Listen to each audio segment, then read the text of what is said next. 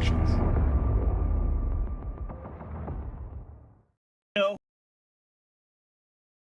No way, Jose. The following footage proves beyond any doubt that the tanks intentionally set the house on fire.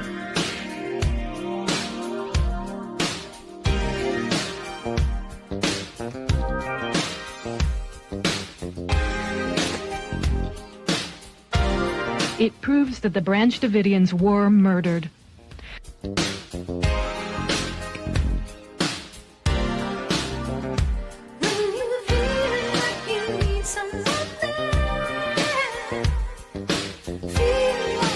You can see that this tank has a gas jet on the front that shoots fire. You can also see the fire quite plainly.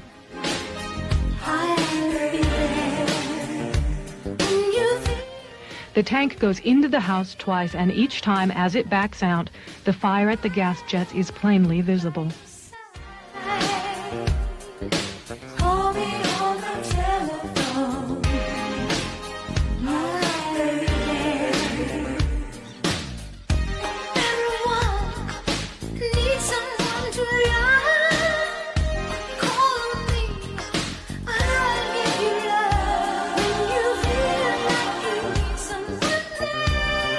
We must all do more to recognize and look for the early warning signals that deeply troubled young people send.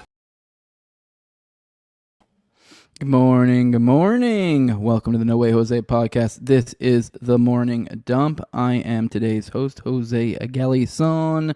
Austin is not joining us today.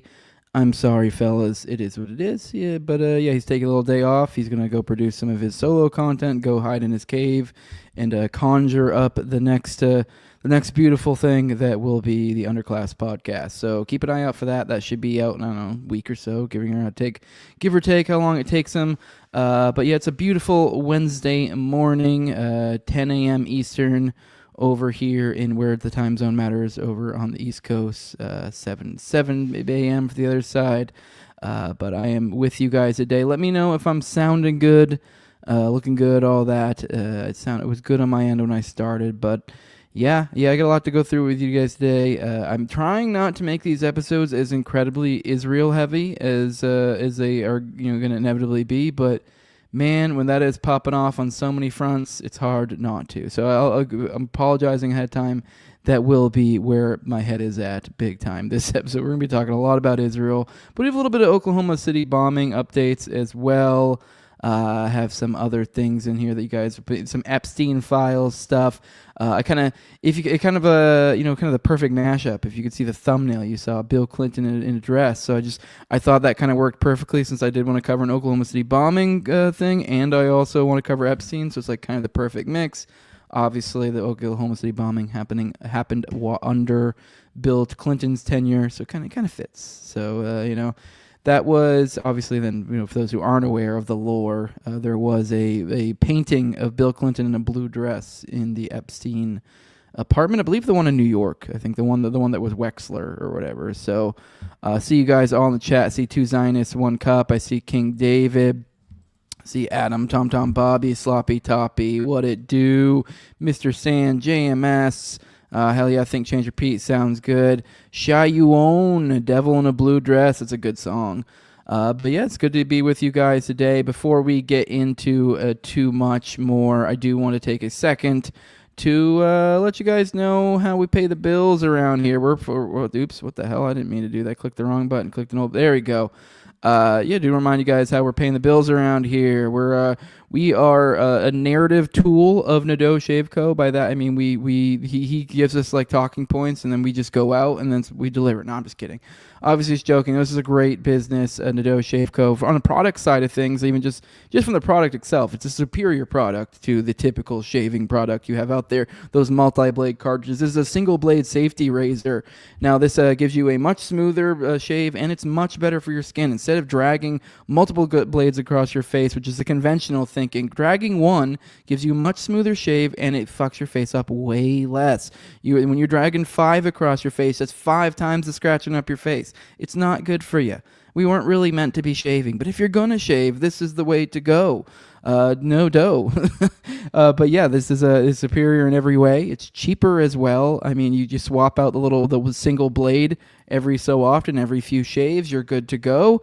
Now it's $75 to shave for the entire year. Now that really depends on how frequently you shave. I think it's like 100 blades come in the pack, plus the razor pictured here. That's $75 for the first year. After the first year, you're just buying blades at that point. I mean, even the first year, though, you're saving $75 compared to those multi-blade packs every time you got to get a new one, or what, 30 plus at least. It's been years since I've used them. That was around like early COVID, so I'm sure they're even more now. So it's easy, it's a no-brainer. You're saving money, and on top of all that, if you're someone who likes your money to go somewhere, go to businesses of things you support. I mean, this company was literally born out of refusing the COVID mandate. This old Nadeau got the choice between leaving the military or getting the pokey poke, and he got out, and he started this business to help make ends meet and putting out a great product. So I mean, this is a company that supports your values as well. So it's kind of a no-brainer. And on top of all of that, you can get an additional 10% off if you use Jose at checkout. But with that, let's go ahead and get into some content. Check in the chat, see what you guys have to say. Ooh, I see Adam TomTom leaving a $2 super sticker for Austin on his YouTube. So that's always great. That's one way to ensure we do read your chats. I do try to interact with the chat as much as I can, but sometimes you get carried away in a story or it gets lost in the chat. So the best way to ensure that we don't miss that sort of thing is to do a super chat. Obviously, with that setup, I got demonetized a long time ago. So I am not monetized on YouTube, so you can't leave me super chats, but you can leave it on the Underclass YouTube channel. Austin got monetized a while back. We'll see how long that lasts, but I will just go ahead and let you guys know.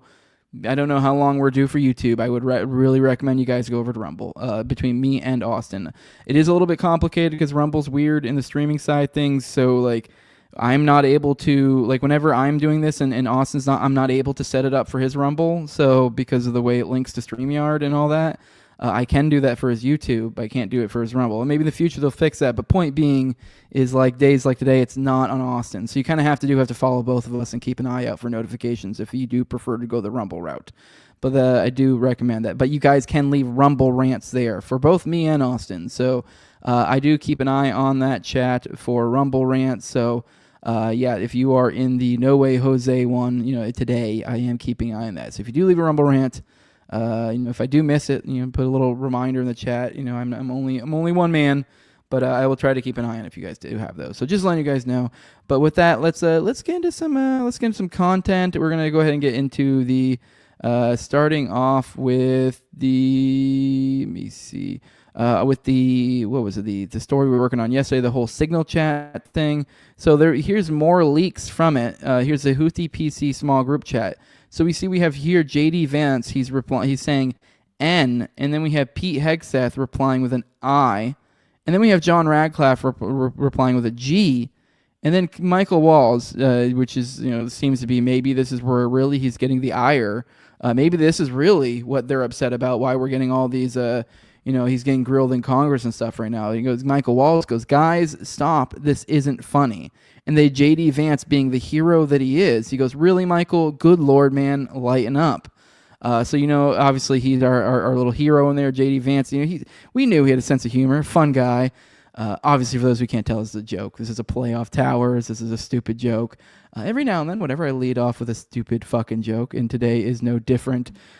So with that, though, but on the serious note, we'll get into the actual story. I don't know. I just thought that was funny. But here we go. This is Trump defends National Security Advisor Mike Walls amid fallout from signal texts on Houthi attack.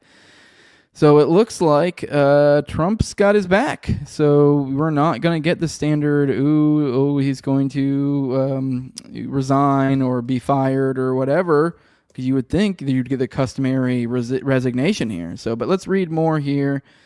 President Trump on Tuesday defended National Security Advisor Mike Walls as his administration faces questions about its use of the encrypted messaging app Signal after a reporter was mistakenly added to a group chat detailing highly sensitive plans to attack Houthi targets in Yemen.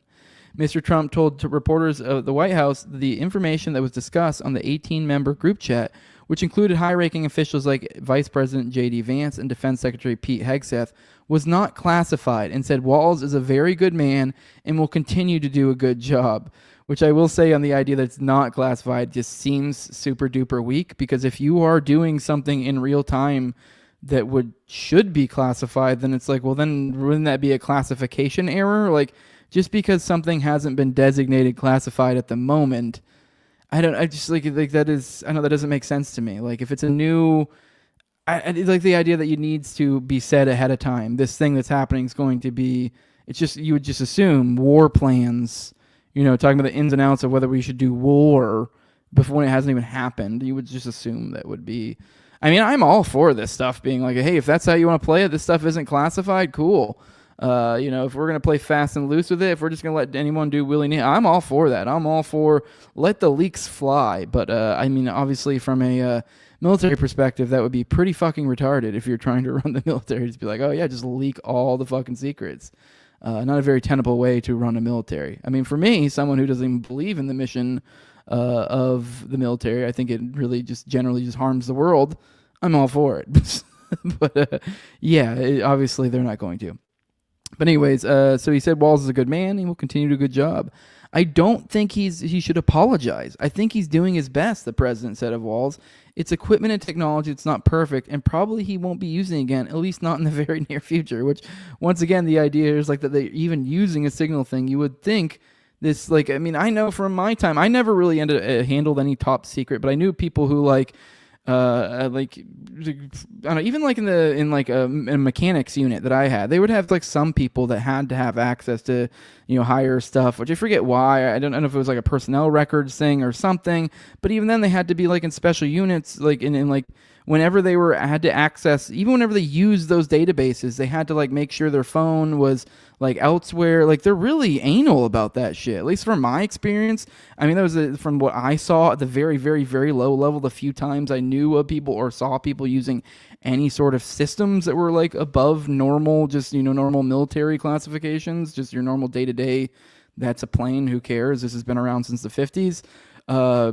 It's just wild to me that this is like, that just all willy-nilly, just oops, whatever, we're using Signal for on the go, like just like super secret stuff. You would think, I don't know, just wild to me that they don't have to abide by their own rules, but yet they will string people up for decades. What did we just had that one guy, the Texiera guy, who got fucking reamed not too long ago. So I don't know, just you see how it is when the shoe's on the other foot.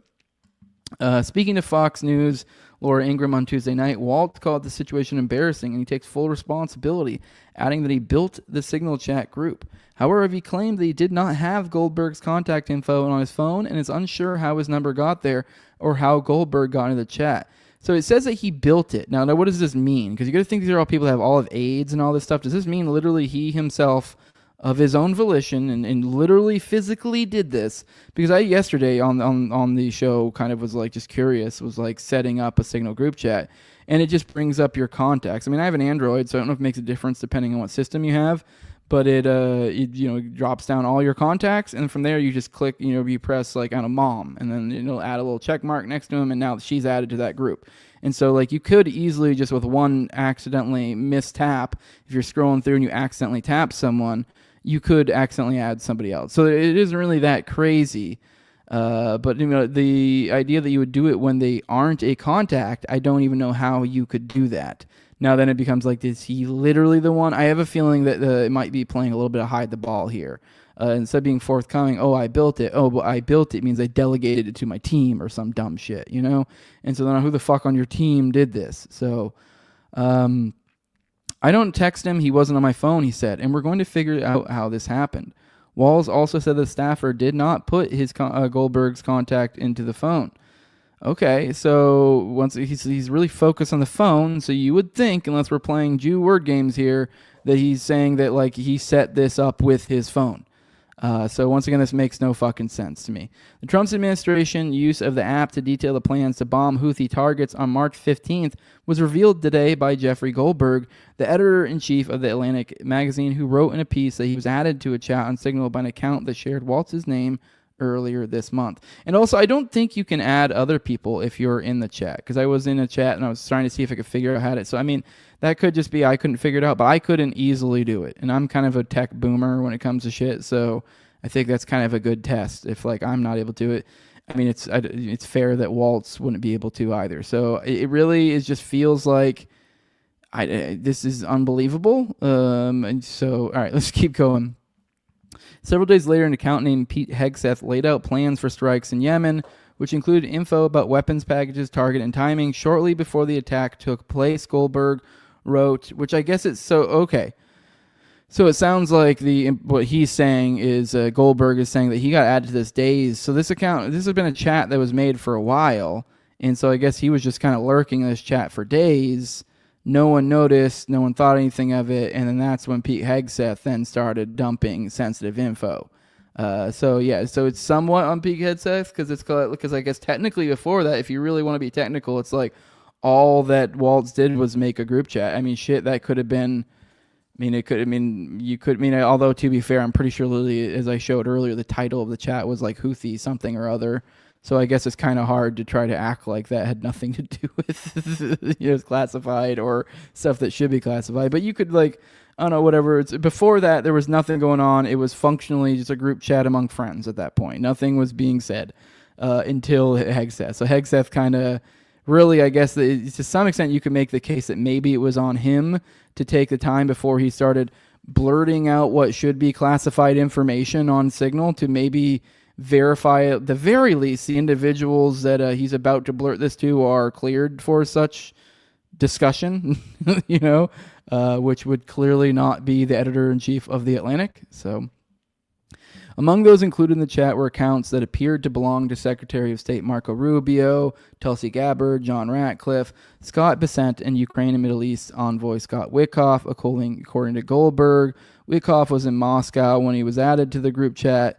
CBS News analysis of open source flight info and Russian media reporting found. So there's another point you could make is like, this clearly wasn't secured. He's literally in Russia, one of the individuals, which like you would think from an espionage perspective, like, yo, you should probably not be on unsecure lines while we're discussing war plans while you're literally in one of the other major powers, domains. That just seems foolish to me. Hegseth denied any war plans were discussed. I mean, that's just nonsense. We kind of covered this yesterday. Obviously, I guess they didn't, Goldberg supposedly did, redact, or I guess not redact, just didn't include lots of info.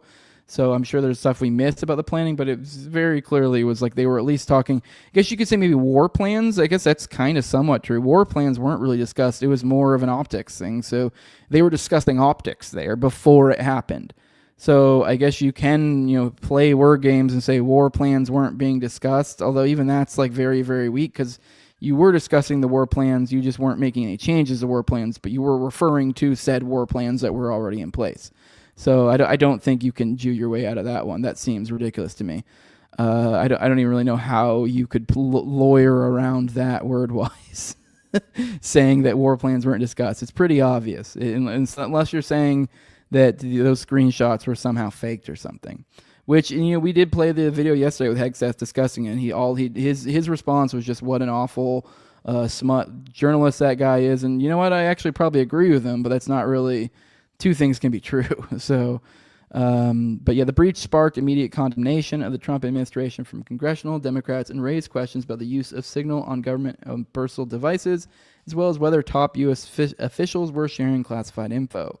Someone said Hegseth should be fired immediately. I kind of agree. And honestly, I know a lot of people are like, oh, Hegseth's so great. Honestly, I think he failed. Like, this is, if we are to believe this is true, really, if we were to believe this is true or not, like if we were to believe this, because the options at this point, maybe there's a third option that I'm not considering, but it looks like this is entirely real or this is entirely fake and it's just used as a perception game. So I guess if it's fake, I guess maybe we can't attribute anything to Hegseth because we don't know what degree it's fake. Although you would think maybe we can say something because it's kind of like you would think you would, I don't know. I guess he did now I'm more thinking about it. If that's the case, there is an argument to be had for him. But if it's real, like, yo, dude, like, no, you failed the test. Like, anyone who was coping for him, no, he sucks. There was no real discussion, no consideration The only person who gave even the weakest of pushback, even the most pathetic of pushback, was J.D. Vance. No one backed him up. In my opinion, I would be perfectly fine with every single one of these individuals involved with this to be cleared house. And maybe you can make a case for J.D. Vance sticking around. But even then, I think he failed. If this was a test, if this was some sort of test of like whether these people should be around, no, they failed. They failed in every single regard. No fucking moral character, nothing. Like it's just gross. Like even if you are to believe that this was like this was necessary or whatever, just gross, unprofessional. Even just from the side of like, oh, we're doing this over a signal chat, like. And after, just like, oh, gloating about, woohoo, way to go, team. It's just gross. It's just fire them all. Like, fuck every single one of them. Like every single one of these people, like, they're useless. Like, this all they are is window dressing. That's all they serve is to that way, the MAGA hats of the world, they can go, well, look at Tulsi. She's kind of like, sort of like better along. Like, yeah, she really hates terrorists, but she's against regime change. And you're like, yeah, well, those are functionally the same thing when you're if you're someone who can twist the narrative.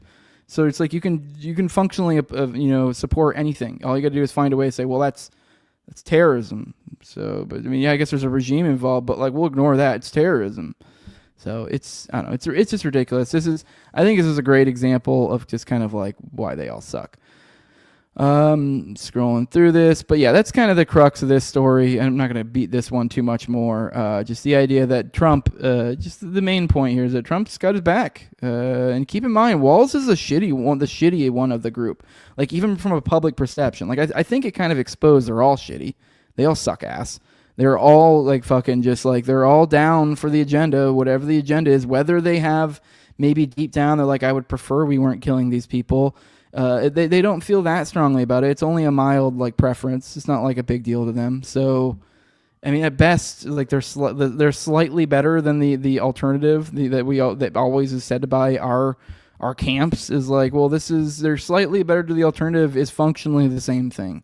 So at the very least, I would almost prefer to have a Bolton or something there. That way you can at least point to them and there's no one confusing them with anything close to your position. That guy's clearly a hawk. He's a piece of shit. We don't like him. It's clear as day. There's no like confused, friend or ally enemy distinctions. I'm not having to like grab my allies by the shoulder and go, no, that's an enemy. That's an enemy. And while they're going, no, that's an ally. Like I don't have this problem with a Bolton. We have this problem with these group of people. And I think this is kind of, exposed them. What good are these people? Like, what good are they? But yeah, let me check, see what you guys have to say. And I have one more thing on this, but Scooter Blaze is fire them all, exactly what a Jew would say. God damn it, you got me. All right, let's get into this. This is from someone called The Researcher. This is, in the same vein as the last story. It's a signal thing. So he said, this should tell us that the signal incident was most likely a setup. American oversight is David Brock and Norm Eisen.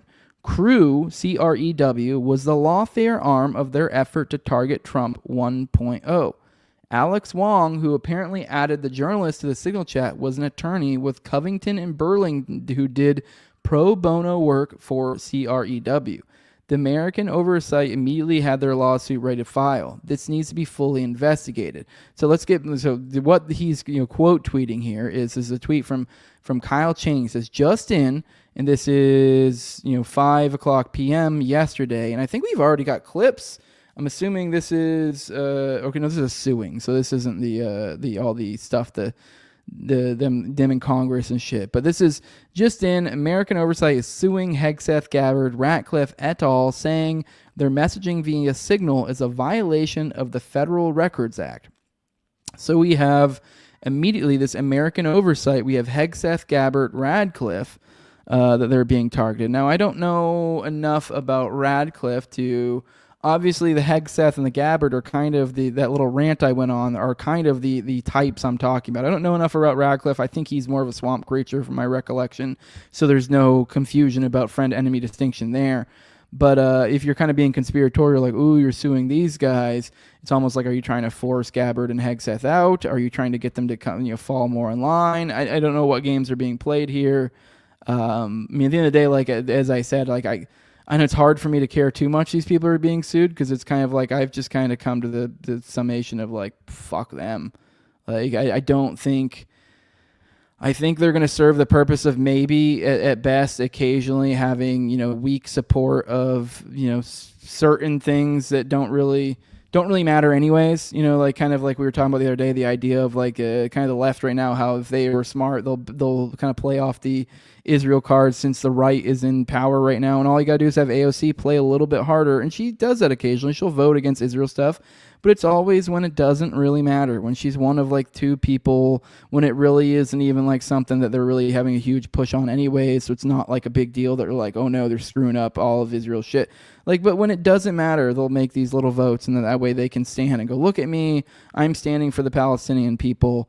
So it was kind of like, that's kind of what I think we're going to get, really, from a Hegseth or a Gabbard at this point. That's just kind of, I could be wrong. Maybe they will be slightly better. Maybe they're playing ball so that way they can get some shit through. But it's just the ball that they're playing is so depraved and goes against so much of what they're about, that, or claim to have been about, that it's like, yeah, I'm sorry, I just kind of doubt the whole thing at this point. So, I mean, but I guess the implication here is that this American oversight thing is who's suing them. And as I said, as we go back over here, that's David Brock and Norm Eisen. And then Crew was Crew was a law firm. Okay, well, I don't understand what Crew has to do with this. All right, let me see. So Alex Wong, who apparently added the journalist to the Signal chat, was an attorney with Covington and Burling, who did pro bono work for CREW. American oversight. Okay, I'm confused. Maybe one of you guys get this.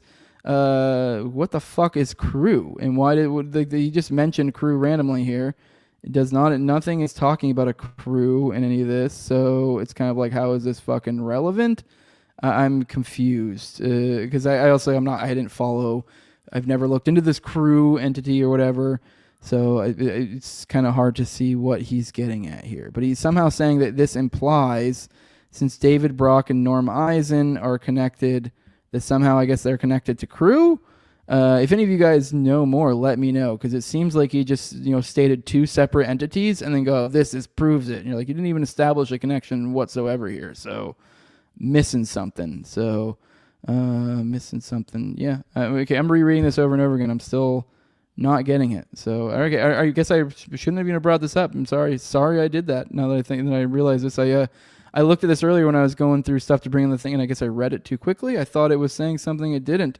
Although this is confusing. I don't know what the fuck it's even saying. Like, how is this American oversight and Crew things connected? Okay. Anyways, let's get into the next story. I guess kind of touching on, we talked about Tulsi a little bit here. Now here we have U.S. intelligence says Iran is not building a nuclear weapon. The annual threat assessment says there's no evidence Ayatollah Ali Khamenei has reversed his ban on producing nuclear weapons. I'll just go ahead and skip ahead to the quote. We don't need to read this whole article. It goes, the IAC, intelligence community, continues to assess that Iran is not building a nuclear weapon, and Supreme Leader Khamenei has not authorized the nuclear weapons program he suspended in 2003, Director of National Intelligence Tulsi Gabbard told a Senate Intelligence Committee hearing. There you go. That's that. I really just keep that in mind, because this happens like it's like damn near every year. They talk to the fucking, I guess usually probably the DNI, usually some fucking glowy, and they go, hey, what's going on with Iran? Can you look into this? And they always go, we have nothing to show. And now I will say, it feels like we're being like Pavlovianly trained, in the sense that like we have like we get every year we get this like, because it's not a good metric. Like if tomorrow the intelligence community came out and they go, 23 intelligence sources are reporting that Iran has a bomb. Like, obviously, I picked 23 because I'm pretty sure actually that's the same number too. That was the same thing with the Hunter Biden thing or whatever. Or it's like, oh, this is Russian disinformation. It's all the hallmark. Blah blah. It's like if tomorrow they came out and said that, I still wouldn't say, oh, believe it. but it's just kind of the point that like even they say it, and it's like even your own intelligence community every fucking year. But it does feel like all it's going to take is 1 year. They go, oh, they are. And then everyone will go, oh, my God, they are? And then we'll, like, actually believe them like fucking idiots, despite the fact they've lied many, many, many fucking times. Yeah, that's where we're at. So just keep that in mind when we almost certainly could start dialing up tensions with Iran again, that the whole them having nukes thing is based on nothing more than Netanyahu occasionally every other year going in front of Congress and saying Iran's going to get nukes. And a bunch of boomer con fucking dumb fucking goys buying it and fucking running with it and allowing it to propagate into the dumb goy slop that it is. That's all that the Iran thing is. This is one of the ones that I've looked into before trying to find something to it. Years ago, just every now and then, nothing. You're like, oh, you assume there's something to it, and you're like, no, just completely made up fucking bullshit. It's just fucking right-wing stupid fucking lore. It's just low IQ fucking nonsense for the masses in the right wing. That's all it is. That's all it is. It's all it ever was. All right, it's been a while since I popped in the chat, so let's check in the chat for a little bit. Someone said you get my DM. Just joking. I didn't send one. You should have sent it. I'm just saying, like, I wouldn't have covered it in that episode when you did it last.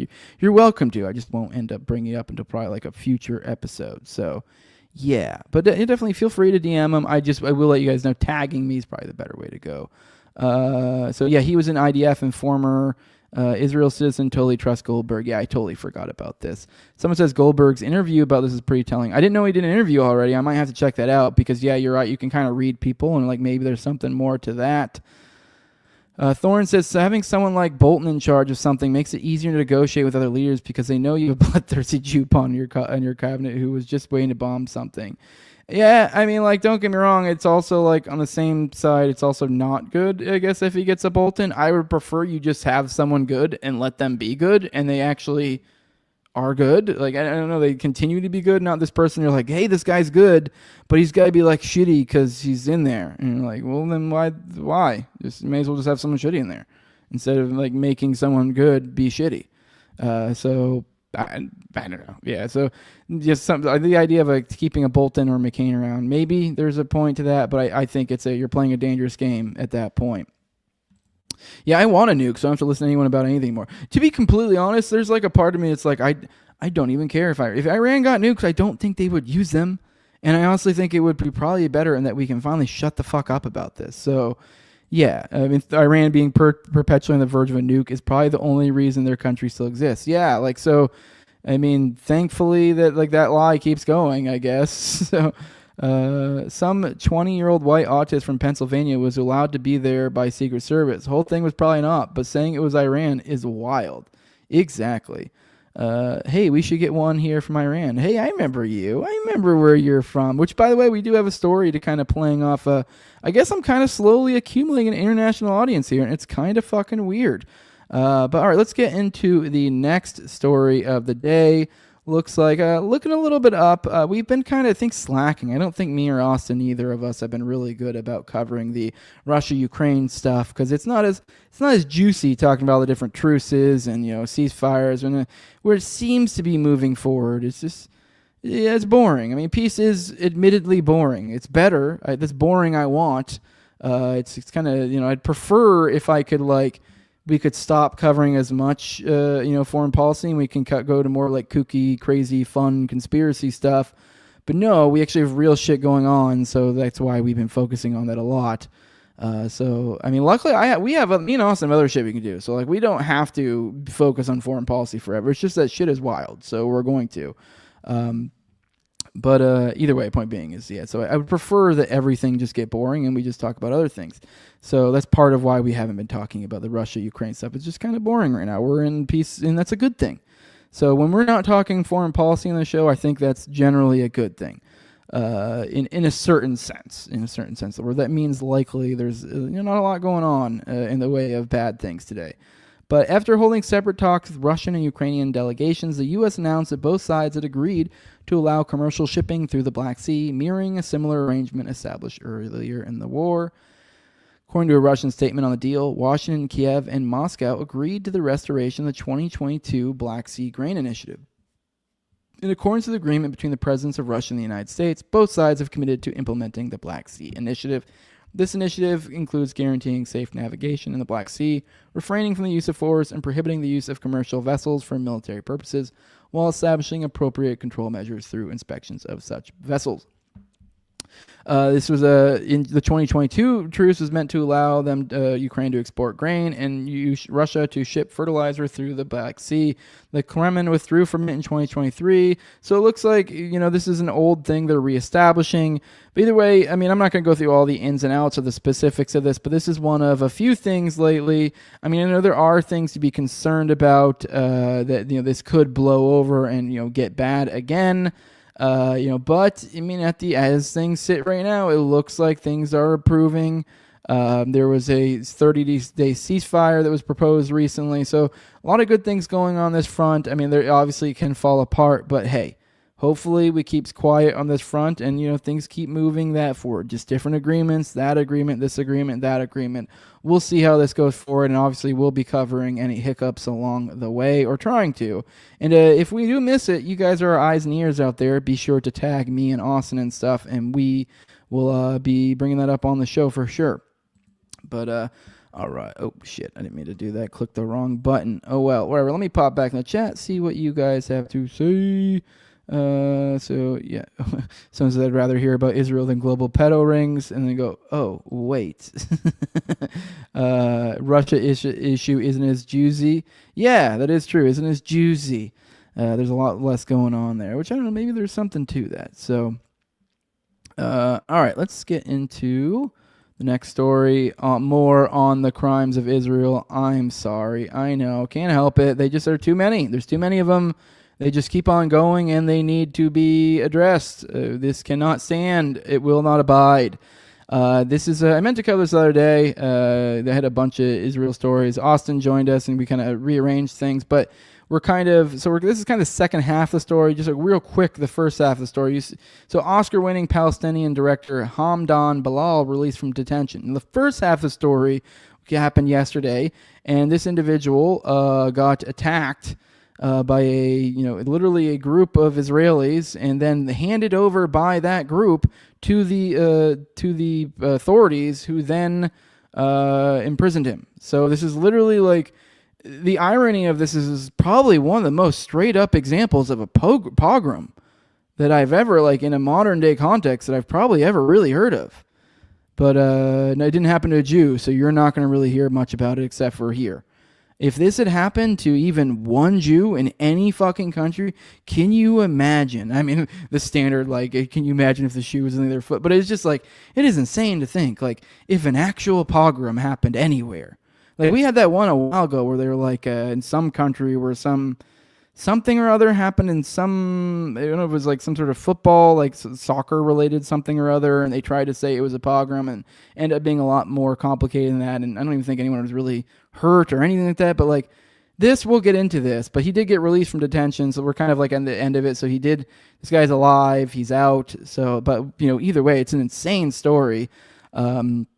He's the co-director of No Other Land, which was a story put together recently, which I haven't seen. I guess it received an Oscar, but it kind of shows the struggles of the West Bank and the trials of the Palestinians and how the settlers come in and take over these places. Which I know it's insane how it works. Essentially, you have these violence acts. Typically, how it works is violent acts are done upon these individuals living in certain areas. Whether it be by the settlers nearby, or it's by the IDF themselves, or whatever. Usually in some way these people are being harassed. Sometimes, like, literally IDF will come in there, just destroy buildings or whatever, declare it not a living area. Like, just play all sorts of little tricks to finagle with it. And then once they do finally get run off, usually sometimes by violence or whatever, then usually they'll immediately start trying to demolish things. Settlers will come in, set up tents, makeshift shelters, and now they're there. Now you have settlers there. And once Jewish settlers are there, they build up. And then it's like, oh, well, now look, this is a Jewish settlement. You can't do anything about it. Oops, sorry about your luck. I mean, look, we have families here and stuff. Like, this is where we live. And you're like, dude, just like a month ago, there was like multiple Palestinian families. You guys just fucking, pushed them out with a fucking violent mob, and then fucking built up structures here. Nope, sorry. And then they call the IDF and go, get these guys out here. They're on our property. And they go, get the fuck out. They're like that. This is how this game is played over and over and over again. And just they play dumb the whole way through. But Hamdan Bilal, the Palestinian co-director of the Oscar-winning documentary No Other Land, who was detained by the Israeli army after being attacked by settlers, has been released. In a post on social media platform X on Tuesday, his fellow co-director Yuval Abraham said, after being handcuffed all night and beaten on a military base, Hamdan Bilal is now free and is about to go home to his family. The Associated Press news agency says journalists have also seen Bilal and 2 other Palestinian people leaving the police station where they were being held in the Israeli settlement of Kiryat Arba in the occupied West Bank. Bilal had bruises on his face and blood on his clothes, the AP reported. Bilal said he was held at an army base and forced to sleep under a freezing air conditioner. I was blindfolded for 24 hours, he told AP. All the night was freezing. It was a room. I couldn't see anything. I heard the voices of soldiers laughing at me. Leah Tissemel, the attorney representing the 3 men, said that they received only minimal care for their injuries from the attack, said that she had no access to them for several hours after their arrest. She had earlier said they were accused of throwing stones at a young settler, allegations they denied. So, which the irony here is, it's like what they cry out as they strike you thing. The story they report is, and what other people do as well, is that, this guy was essentially, he was attacked by stones. But we'll get into that. Bilal and the other directors of No Other Land, which explores the struggles of living under Israeli occupation, had mounted the stage at the 97th Academy Awards in LA earlier this month when the film won the Oscar Award for Best Documentary Feature.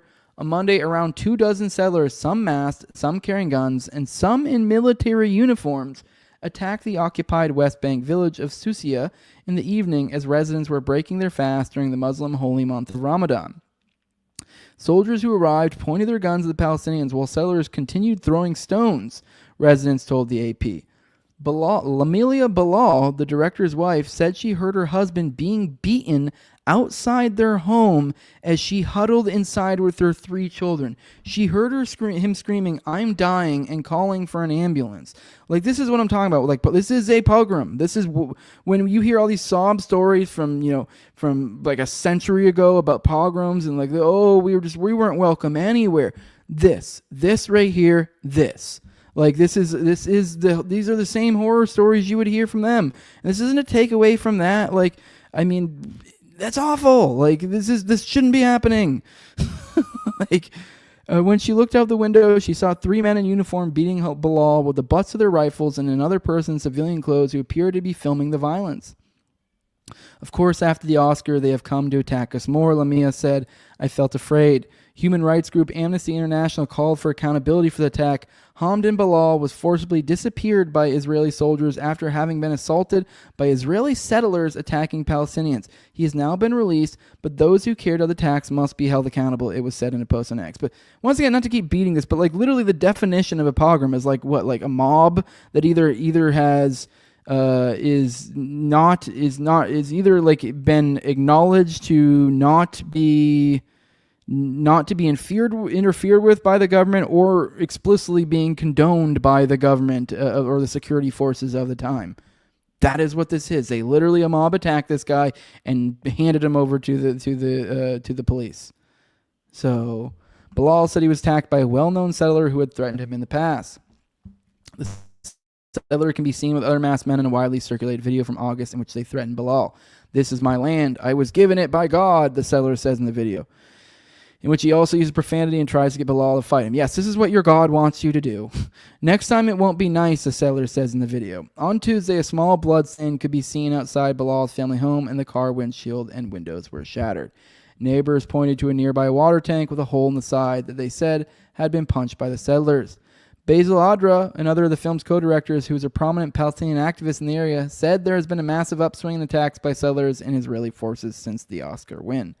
Nobody can do anything to stop the pogroms. See, hell, he even referred to it as that. And soldiers are only there to facilitate and help the attacks, he said. We are living in dark days here in Gaza and all the West Bank. Nobody's stopping this. Man, it is just, once again, with the pogroms thing, I didn't even think about it. And we literally have, in Gaza, we have these people going through a literal Holocaust. Like an actual, Holocaust. Like it's a genocide. I mean, I don't know. Like, If you're trying to say whether it's genocide or not, it's literally just it's just like, playing around with words. You're like, oh, it's just like, oh, well, do they really want to kill them all because they're Palestinian? You're like, well, they're killing them all, and like, you can be like, well, if they left, that wouldn't be okay. Whatever. Yeah, maybe it's not on ethnic lines, and because technically, since they want them to leave, it's not. It's genocide. Like we're just playing around, like, or whatever. It's mass murder. Like it's mass murder. Like what's supposed to be the worst thing you can do, and we are supporting it lockstep. The Israeli military said on Monday that it had detained 3 Palestinians suspected of hurling rocks at forces and 1 Israeli civilian involved in what it described as a violent confrontation. But yeah, I don't think they put it in there, but I guess it was somewhere else. Maybe it was in the story from yesterday where the claim from the state is that, there are claims that they're terrorists. There's nothing to support that. They provide no source. They provide nothing to support that, which they never do. Much the same way they did with a journalist, the journalists that they've killed recently. There have been multiple journalists that were literally murdered, and I think I want to say at least one of them. I think they even confirmed. Yep, this was we targeted him. Okay, yeah, he's a terrorist. We targeted him. Oh, he's not. Oopsies. All right. Oh, just take our word for it. Like, just insane. Just insane. All right, let's pop into the chat. See what you guys have to say. All right. See what questions you guys have. So someone's saying something about the stuff going on with Booth and stuff. Let me see. Someone said, let's be real, we're fighting with powerful geopolitical demons for sure. Russia is who plays any of you guys play Valorant and Fortnite? I don't, but if you do, Austin2245. JC says, did you see Wendy painting melting down, sicking her simps on Richard Booth? I don't know if I ever really saw her melting down. I don't know if I'd say I saw anything that would say sicking her simps. Now, she does have simps that now whether or not she herself sick them or they're doing it. Yeah, it is. Some of their simps are pretty pathetic, and they do. I don't know. They do. I'm staying out of this whole thing, and I can't keep track of all this. I don't know. It's just everybody get along. That's all it is. So, it's more. I think that has a lot to do with the divide when it comes to the parapolitical world. How there's like a left and a right side, and just kind of how the dynamics of the two and how they interplay. I think there's a lot to that. So I think it may be between Booth and Rich in painting. Maybe it's just like I don't know. Maybe they're almost talking past each other. I don't know if it's entirely fair to say that she is sicking them. Maybe she is. I don't fucking know. But I doubt it. I think it's more just the audience of people that kind of are around her. That some of them are kind of fucking insufferable and they do shit like this. Yeah, they were going around. One of them was going around calling me a groomer. I had a guy who was like, I guess you could say my publisher. I published one article forever ago with him, and maybe one of these days I'd like to get into research. I would like to in the future. That say if I ever get to a point where I'm like doing this full time, I'd probably start actually writing articles fairly regularly or something, because I did like writing. It's just a matter of having the time, and it is very time consuming. And I mean, I'm hustling to survive, doggy. But I forgot what my point was, but either way, what the fuck was my point? Just I don't know, that we should all just get along. We should all just get along. This is gay. But yeah, it's just the people on that side. I think that has something to do with it. The type of I remember he saying that he contacted him, let him know. He was like saying I was like a groomer or something, some shit. And I'm like, I don't even remember. I vaguely recall blocking the guy, but I think it's because he behavior like that, and I just kind of.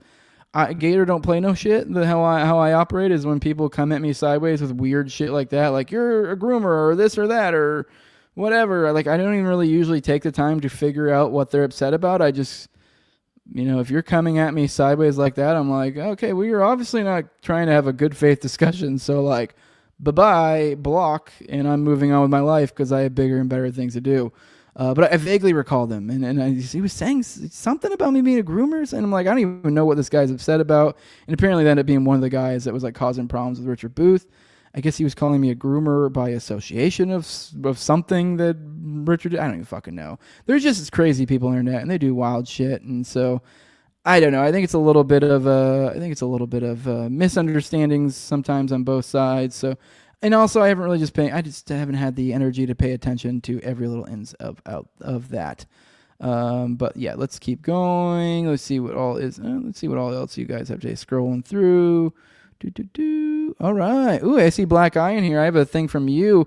This is one of our Australian fellers, which is fucking wild. I guess it's like 1 a.m. over there for him, which is insane. I found that out the other day. But all right, let's get into this story. We got oh shit, my bad. This story right here. This is the hospital that they blew up the other day. It says CNN interviewed American doctors in Gaza. And just hours later, Israel tried to kill them by bombing the hospital. Now, you recognize this guy on the right. He's been on, if you do follow Dave DeCamp's work, he interviewed him a while back. He really heroic guy out there. But apparently this guy, just kind of getting ahead of it. I guess we'll show you the interview, I guess, that happened preceding it. But after this guy literally, basically almost died. He was with the family, walked out. He got pulled away to help with something else real quick. And while he had stepped out, the previous patient he was working with, and I think got bombed by Israel. So a literal hospital in the surgical ward being bombed by Israel almost took out a doctor, an American citizen who went over there to help people during this crisis, was almost killed by his own government, funded by his own money, in a hospital. A hospital. And I don't know if I actually saved it. Maybe I'll have to find it some other time or something. But Dave DeCamp even asked, I think it was him or somebody asked one of our officials about kind of our thoughts, are you okay with them bombing hospitals in response to this? And they just gave this long-winded, fucking 12 paragraphs long that didn't address it and didn't say no. When you'd think that would be the easiest thing in the world from a law of war perspective to go, no, you can't bomb hospitals. I mean, the only exception is when they're being used as a military outfit, which I think it's fair to say this place isn't. But this is always the claim, is they go, no, Hamas is in there, and Hamas is operating in that hospital. And they're claiming, usually it'll be backed up by there's a couple people in the hospital that are Hamas. No, you don't just get to, just because there's Hamas in the hospital being treated, it's not now a Hamas hospital. But whatever, let's go ahead and play this. Well, first of all, there's never been a ceasefire, and there's never been a ceasefire since 1948. That's just part of the propaganda line that the Western media has been feeding us because you're being fed that. The carnage induced by our last 5 presidents are largely Republican legislature and the previous legislatures, and the whitewashing performed by the American and Western European legacy media is directly responsible for 100% of the 100,000 kids that are acknowledged to be dead or which have yet to be found because they're buried under the rubble. And if the media cannot acknowledge, for example, that 1948 even happened and educate their viewership about the sequela of that, then you're not going to either investigate or report on the babies that were buried alive in the mass grave that's not even 100 yards from me.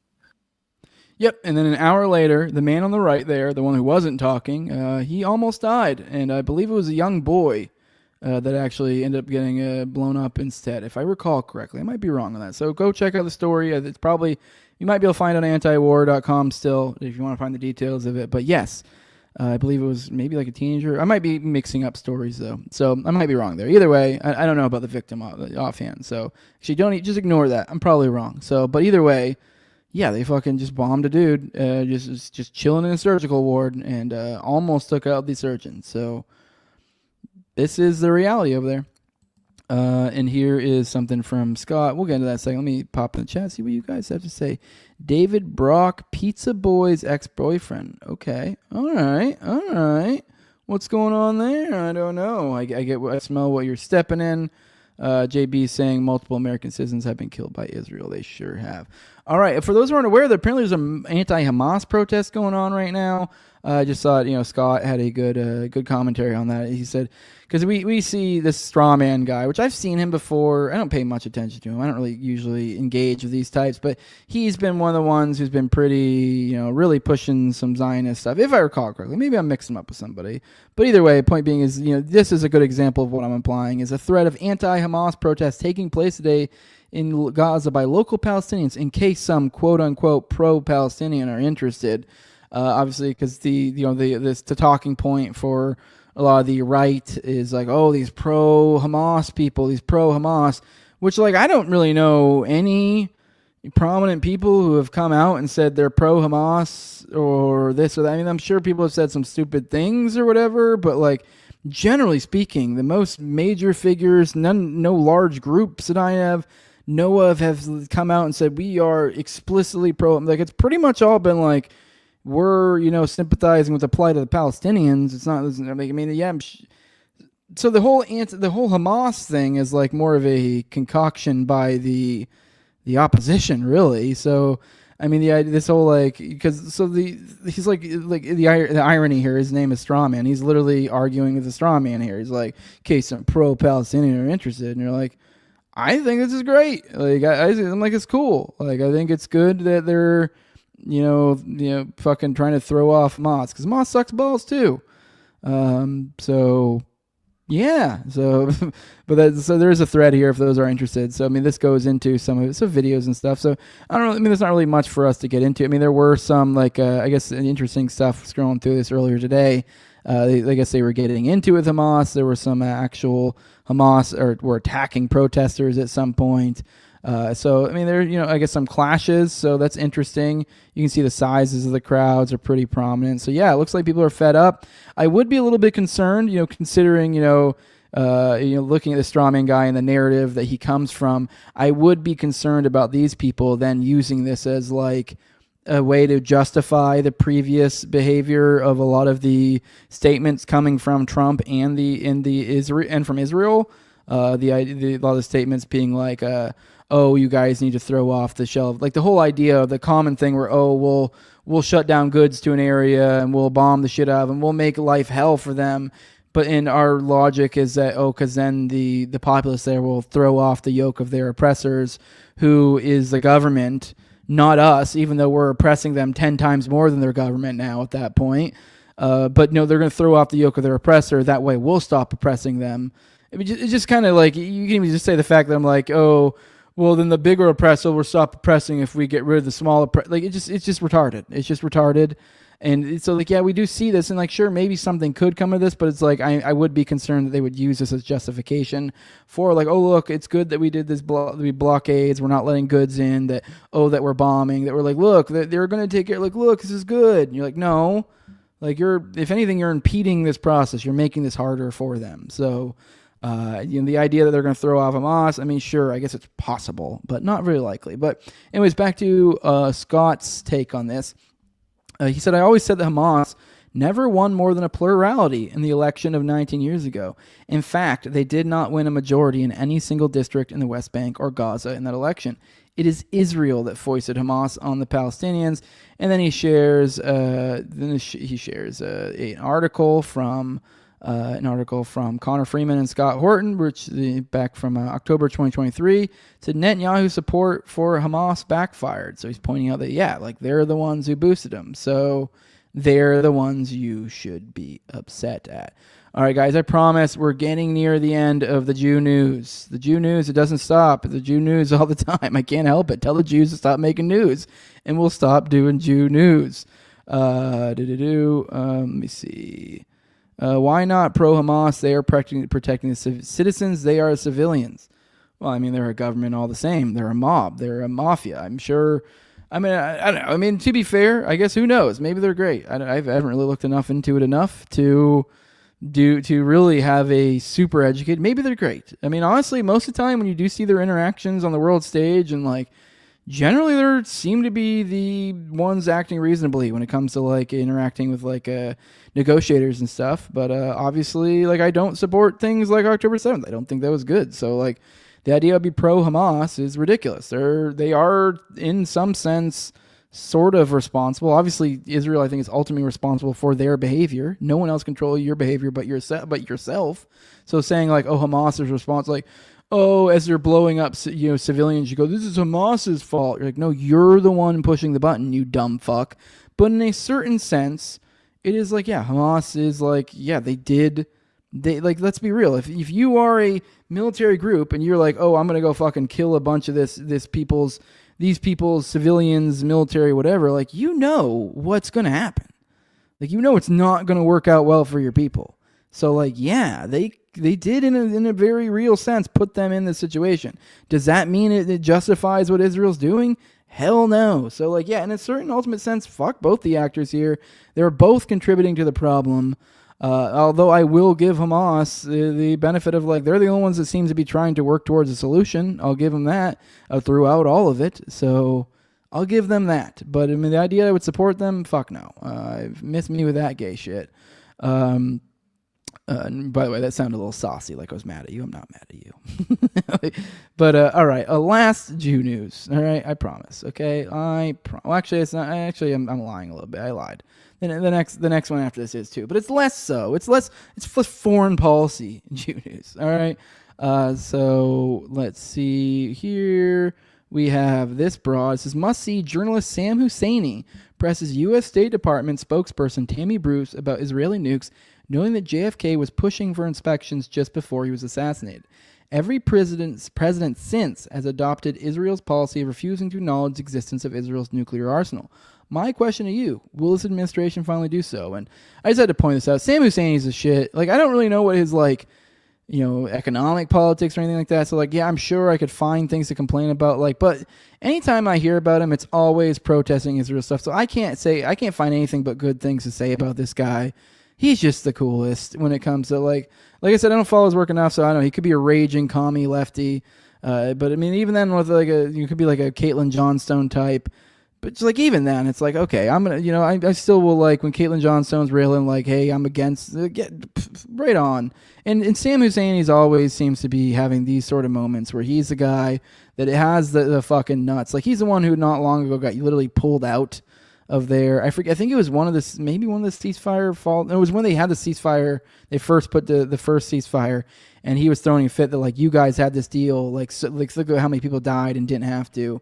Like, he's the only one that, like, seems to have a moral backbone. That and my buddy, I always mix him up with somebody else. I feel bad because he's a gray zone reporter, a buddy of mine. I've had him on the show a couple times. He does great stuff like this too occasionally. I can't think of his name. Fuck, I'll think of it later. I just can't. I don't know why his name. I always swap up his name with somebody else's. But I don't know, it'll come to me later, his name. But I'm bad with names, so sorry. I don't think any less of you if you know who you are out there. I really enjoy your work. I think you're doing heroic shit. I just can't think of your name right now. But let's go ahead and play this. That's where we're going to go. And in the back, did I hear JFK? Because interestingly, we haven't brought that up yet. So let's give that a try here. Who is JFK? So who keeps saying JFK? Excellent, thank you. In the back? All right, let's do it. The JFK assassination's obviously back in the news, and Jefferson Morley of JFK Facts was on Bill O'Reilly's show, analyzing some of the documents that the Trump administration has released.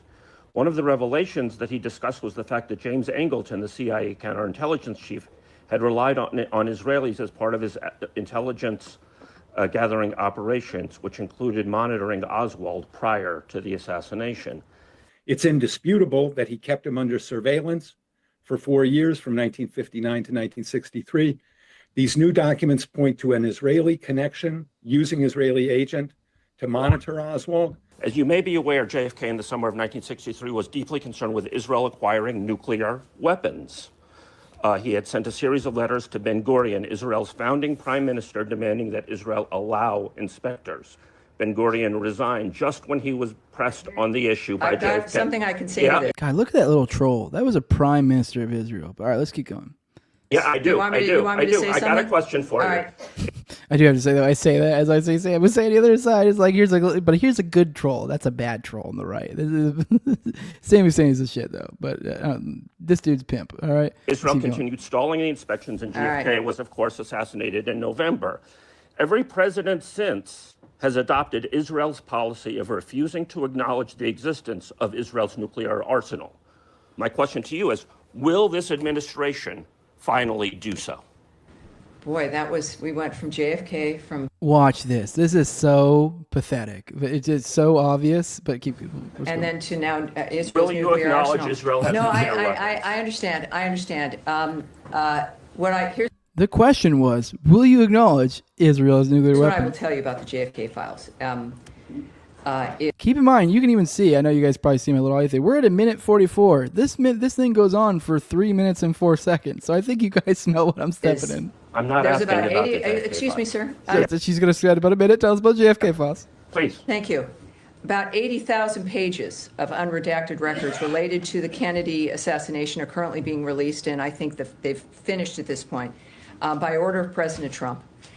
We know that also, as I've been asked before, if there was any other material anywhere, this is it. This is all the material. It's out, and again, unredacted, and so that's good news. For my generation, this is also good news. Certainly, as you grow up with that kind of a dynamic that happened in this country, and now, of course, we happily can say that Robert F. Kennedy Jr. is contributing to the nature of our nation and making a difference as well. As far as the speculation and conspiracy theories about what was happening regarding that assassination and in the decades that followed. And so now she goes, oh, about the conspiracy theories. And you're kind of like roughly grouping in there. I have no comment for you, and nor am I going to speculate or So comment you will on not that. But acknowledge I that appreciate Israel you has being here nuclear and weapons? asking that. At the end, No- yes, sir. no Go straight ahead, talk please. on Thank Israel. you. Go ahead. America first? Please. Let's keep going. You're. Thank you, Tammy. On Bangladesh, I have two questions. Da da da da. The motherfucking NWJ. You fucking cue the fucking. Yeah, no, he's a badass though. I really dig Sam Husseini. He's the shit. Let me scroll through you guys' chat. The guy Timcast abused. Yes. Why can't I think of his name? It's really bugging me. I can't think of his name. He's great. No, not Aaron Mate. It's not Mate. I'm sure he's argued with Mate, but he's definitely argued with the guy I'm talking about too. It's really bugging me. I can't think of his name. I feel bad because he has great work, and then it's like I can't even do the due diligence to remember this dude's name. I mean, I've had Liam. It's a Liam something. Liam Cosgrove. That's what it is. I think it's Cosgrove. Let me double check and make sure I'm not. Let's check. Actually, let's do Liam Cosgrove. See if that's it. Yeah, because I always mix up. See, Liam. I always mix him up with Liam McCullum, which he does great work. He's someone I've never had on the show, but I need to have on one of these days. It's just a matter of finding a topic or something to talk to him about. I guess he's kind of got it. But anyways, Liam's great. But then I'm looking for Liam Cosgrove, which the fuck is he? Did he die? Oh, here he is. The Cosgrove. Yep, here you go. Great work. He does. So definitely check him out. Reporter. Oh, maybe he's not working for the Gray Zone anymore. What the fuck? He just doesn't have it on there. Bummer. But no, he has great work. He had a lot of great videos where he would ask people, and he's great on this stuff. Like he is, one of us. Like he is not. It's not like running cover for fucking Israel or anything like that. But all right, speaking of running cover for Israel, let's get into the biggest Epstein news ever just dropped. Trump's DOJ successfully retrieved over 14 terabytes of nightmarish sexual abuse of children, has given all the local FBI offices across the nation with orders to take the gloves off. This historic intel comes from the D.C. headquarters and field office. Let's go, brother. Yeah, okay, get the fuck out of here. We have a little video. I don't know. I just kind of for fun figured. I don't know. I'm sure there's nothing of substance here in this 4 minutes of this Ozempic'd out dude fucking rambling. But it'll be entertaining. I'll give him that. He is an entertaining feller. But yeah, so let's we'll do that. I'm looking through. So I see you guys still guessing. Dave DeCamp. No, I answered already. It was Cosgrove. He's great. But let's that's the thing. I guess we're getting the Epstein files. That's the new thing. See, Jose does some decent imitations every while. That wasn't really an Alex Jones, is it? More was like a, God, what was it? I just watched, my wife just showed me I guess she just found, I think because she was giggling about it in the car today, she just found the video of Macho Man. That's what I was looking for. Macho Man Randy, or I guess it's also kind of it's kind of like a Hulk Hogan / Macho Man impression. But my wife saw the fucking the one video where Macho Man does the Olympics, the female Olympics, and so then I had to explain to my wife that came out around the time the trans swimmer, and she's like, that's hilarious. So my wife was giggling at that this morning. So that's why that was on the mind. That's why that impression came to the fore, as opposed to a straight Alex Jones. That was more Macho Man, which I think is the same vibe as Alex Jones as well. So it fits. But yeah, let's watch this video. I guess we got 14 terabytes, and as with a little bit of a, we have Kyle Seraphin down here, which I've had on the show before. I don't necessarily have anything particular against him. I will be completely honest here. He is. I mean, I am someone I find it dubious to use him as a source, especially if it's a whistleblower thing. Where like, oh, he's my whistleblower source. They're like. I mean, I get it. You're like, oh, this is a former FBI guy, so he has these connections. But it's like, I don't know, man. I've kind of been following along, and there's been dubious things along the lines of following the tail of him. I'm just saying, I could be completely wrong. He could be completely legit. He was cool with me. I never had an issue with him. I know there's been things that's made me raise my eyebrows over the times. I know, I believe, if I recall correctly, he was the whistleblower source, and I want to say I don't know if I was the first. I doubt I was the first place he said it, but I was surprised how on this show I was so far ahead of like when it dropped, like when it became like wide knowledge. But like he had been talking about for a long time that I forget the specifics when it came to it, but like the pipe bombs, the J6 pipe bombs, he was the whistleblower on that in some regards.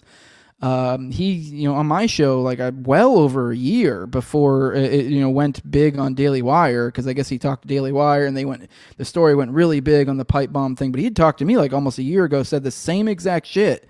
It just wasn't. I guess that was before the public was ready for it. That was still like, that was before Daily Wire was kind of coming around and being good on these sorts of things. This is when they were still, because that's kind of the role they fill. They're like kind of like they're slow to come in and actually be, and then they act like, oh, we were revolutionary the whole way through. We're so against the overreach of COVID and blah blah blah. But like, oh no, you were selling the fucking vaccine to your audience.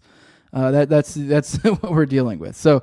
Anyways, point being is like that. So that's how the news cycle worked there. I had him on my show like a year prior, kind of giving his exclusive, the source being, it was revealed to me by a source. It was revealed to me in a dream. Kyle Seraphin, and him being, I have an innate distrust for Glowies. It just is what it is. He's a former FBI guy. I have an innate distrust. Nice enough guy. I just feel like I just have an innate distrust, and like I can't help but mention that. So bear with that. And now you add it to that. Now he has joined the chorus, the cacophony of a chorus over here of the Epstein trials and tribulations, and he seems to be attached to one more aspect of like, let me tell you, brother, about this fucking, this super special secret source I have, and how all the fucking terabytes, and we're gonna get them, brother. Like, that's what this feels like. This feels like more of the fucking swatting stuff when you have, people that I've, kind of aware of that kind of fill this role of being kind of not really having their own authentic, social capital that, a lot of us kind of build up over time. Like you see the Austins and the me's of the world who kind of hung out in these low areas for a while, kind of built up audiences, or even somebody like my buddy Clint. He has an authentic, in my opinion, audience. I don't think he ever bought any of it. He just, it felt like an organic rise. But there's sometimes you just feel it. But my point being is, or it, like I've talked about on the show, like one of the individuals. But point being is, there's a lot of artificiality, if that's even the right way to put it, that I felt along with this ongoing, especially when you look at it from this prism of looking at it from the presented to you by InfoWars. You're like, this feels like one big production. So I don't know. I mean, once again, like I said, that this is the extent to which like I'm willing to give him any credence. I don't give him any more, I guess. The Kyle Seraphin coming out with, I have super secret, I have sources that confirm. Okay, well, what fucking sources? What sources? Well, my old FBI. Okay, cool. This means fucking nothing to me. This is just some former glowy coming out, some glowy that I'm still concerned could still be, playing dirty tricks. And even then, even if he was completely legit, doesn't mean he's not being fed bullshit. This is why, like, I need to know the source. I don't know who the fuck this is that's telling you this information. This could be, Kyle could be completely legit, and he could have some former FBI buddy who's not legit, and he just doesn't realize, and he's feeding him bullshit. Happens all the fucking time. So I'm sorry, your source means nothing to me. But all right, let's go ahead and play it. That's where we're at in this fucking InfoWars narrative. This Epstein files, fucking Masonic theater. That's where we're at right now. We have 14 terabytes that's, or where they're sitting on. So, and this comes on the word of Kyle Seraphin, a former FBI agent. So, all right, let's go and play it. I am one of the first prominent people to expose Epstein more than 15 years ago. I've forgotten more about the case than most FBI agents know. It's just a fact. And I can tell you that Pam Bondi and Kash Patel are 100% real. Trump's 100% real. They gave them old files a month ago to try to embarrass everybody. And then she raided the New York offices when they wouldn't turn them over. And they ordered the people to resign who were involved in it. This is incredible. Now, today I had Kyle Seraphin, the top, most prolific FBI whistleblower ever. And he exposed so much, the targeting of Catholics and conservatives, the FBI going after... Are we really going to say... I mean, like, okay, I laughed, and I feel like that was maybe being a little mean, almost being like a mean girl. That's a weird thing to say about Kyle. I don't mean bear any ill will to him, but it's an odd thing to say. He's the best, like, ever. Like, what? There's been a lot of whistleblowers throughout the years, and, like, you'd think Alex would know that. Speak of that face. Somebody said he's not on Ozempic. That face freaks me out. I don't know what it is. That looks like the face of a man who lost weight all too quickly. But, all right, anyways, let's keep going. People at school boards in Virginia that didn't like their kids being raped by transgenders and the cover-up. He broke so much after that. He first went to Congress with that, then they went after him, so went public on everything else. He showed me the messages from the D.C. headquarters. He talked about it on air, but he let me see it all about their secret operations against me. That was a side issue. I didn't care about that today. I said, let's move on from that because we got to bring down the mothership or we're all screwed. And so Kyle showed him a bunch of super secret stuff about him. Okay. And so now we have Kyle and Alex has seen it. So you guys should be super reassured. Showed me all the messages, high level, that 14,000 plus terabytes, videos, all of it, the hundreds of previously unidentified child victims of the CIA, Mossad, MI6 pedophile honeypot that they're. He wouldn't say this on air, but the point is sources can't get it all, but there's the DC's investigating what it thinks is key, but it's just giving it to the field offices. Total transparency. They never do that. They're pumping it out across the country to FBI field offices saying, here's the whole file. Any you folks volunteer, because they make you volunteer to look at this. This is child porn. This is kids getting raped. This is serious crimes.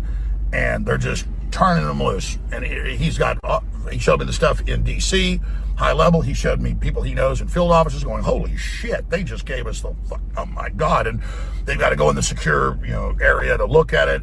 They're asking who's going to volunteer to go look at this stuff. This is... All right, I think we got the gist of it here. Okay, this seems like super duper fucking boomer cope. Have fun with that, guys. Let me know when the files drop. If they drop, until then, fucking leave me the fuck alone. I just don't. All this production, just don't care. It seems all too gay. We see 2 Zionists, 1 cup. I have 2 impressions that account for 2. Hulk Hogan / Alex Jones and Jones / Pearson. That is true.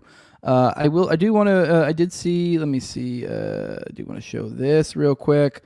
1 second to see. Show the homie. I got you got Inception going here. Watching myself, watching you, or not watching you, but we see J Pro Plumbing here, $10. So thank you for that. It says love your work. Humble brag. I was the first to tell Jake Shields to look into your work when he first mentioned Dutroux a week or 2 ago. Keep it up. Well, thank you for that. I didn't know he mentioned it back then. I don't know. Make sure to tag me next time. Anytime, pretty much for the most part, I'm a pretty good little whore on social media. You tag me, especially some sort of promotional something, I'm gonna give you a retweet, baby boy. But appreciate that. I'm glad you got in his ear. So I'm still waiting to hear back from him for scheduling. I mean, we've been talking a little bit, so keep an eye out for that. Hopefully we'll figure that out at some point. But I'm looking forward to that. So here's JC saying, if you're a former Fed, it's on you to prove you're trustworthy and legit. You can't just rest on your laurels and say, trust me, bro. Exactly. This is why, I kind of feel bad bringing this up, but it's like, what is your credentials here? Why should we believe you? Because you're a Fed? No, I'm sorry. That goes against you. That is the opposite of credentials in this situation for me. I'm going to look at you with intense skepticism. You need to, if anything, it's yeah, I'm not going to trust you. You need to literally just show me your source. Or just cool. Or accept the fact that I'm going to be this means nothing to me. Yeah, who's another famous FBI whistleblower? I can only name CI. That's a fair point. Now I think, but I just struggle. I mean, there's got to be other ones. So, I did tag either a post or like, okay, whatever. Then I forgot. My bad. We don't believe Fed's words, but we do believe they're official documents. LOL. Well, I mean, sort of. I mean, it's even with the official documents, you should sort of be like concerned that those are bullshit. But it's kind of just the idea of, you kind of gotta fucking, it is what it is. It's the best you're gonna get. I mean, at the same time though, if you do have documents, it's just, I guess they're the only official entity that's usually going to be keeping documents. I mean, I guess it depends on the situation. If we're talking about a medical situation, it's gonna be medical documents, but I mean, documents are just typically going to be a good way of tracking what's occurring. So, I mean, I don't know if I'd necessarily defer to theirs as opposed to some other entity's documents. Like if there's a situation where it's a private entity, I might even actually defer to them. It's just that, I don't know, you kind of have to go somewhere. You have to have some sort of primary source of some sort. So you can't just kind of make up, I guess you can just make up claims out of thin air and have fun with them. I guess we do that occasionally. I don't know, whatever. But all right, we're moving on to the next story. From Black Eye, and I guess he's saying over in Australia that they hide the JFK files. Because we see here, Stu Peters has posted something about the JFK files. Someone posted below it said, "Did you know that we Australians are hiding JFK files?" And then he's posting about it. And then our buddy Black Eye in the chat said here, us Aussies seem to be deep with Zio, real deep. I found this interesting because for the other day too, he like mentioned something about like, oh yeah, watching the show at 1 a.m. I was like, what the fuck? Where are you? And he's like, I'm in Australia. So we have an insane viewer over in Australia. I just thought that was cool. I know we have a buddy in Iran. Actually, I think the Iranian guy goes to and from though. So I don't even know if he was in Iran, so it's just an American. But this is I got a unique. I'm a worldly podcast host now. I'm well traveled, at least in where I'm listened to. But let's go ahead and I just want to see what this is about. I hadn't watched it earlier, so let's see what Australia is hiding. Which I guess because I guess Australia is super Zio'd out. So let's keep going. Okay, Assassination was a lone gunman, crazy guy with a rifle. But what if I told you Australia had advanced knowledge of it and fought to keep it classified?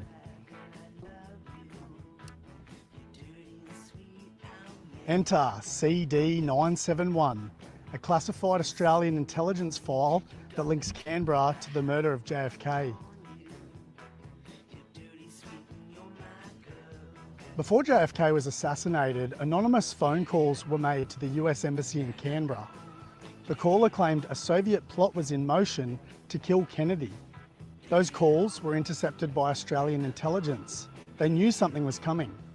But instead of warning the United States, the Australian government buried the information. Australia still fights to keep CD971 out of the public domain to this day. Why?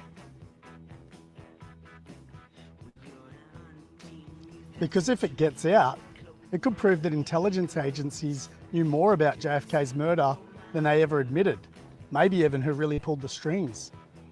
This is bigger than just the US. Australia is complicit in the cover-up. What else are they hiding? Like, comment, and share. Because if we don't talk about...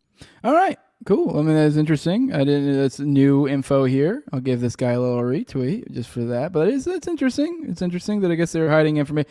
I guess the crux of it here is that they were hiding a Russian plot or something, which I don't know. Who knows? Maybe that's what they heard. I mean, I guess if you were running a plot, if information was getting out, there's probably layers to it. I wouldn't be surprised if maybe you were kind of seeding info out there that, especially knowing that it's going to eventually, someone was going to look into it. If you seed some info that's Soviets, maybe that people will bite. Maybe that's part of it. Maybe it was the Soviets. I don't know. So interesting stuff. Let's check into the chat, see what he did. You know how you sneak up on Jose? Unique up on him. Was it even? Is that some sort of joke? I don't get it. Jose got a big head now. Somebody said. What do you mean I got a big head now? I've always had a big ass head. All right. Let's get into what are you guys talking about? Yeah, documents are like mining for gold. You sift through it until you find a nugget and make sure it's not false gold. Yeah, exactly. There definitely have been bullshit. Did I not have the thing up the whole time? Is that you guys making fun of me or something, or did I fuck up?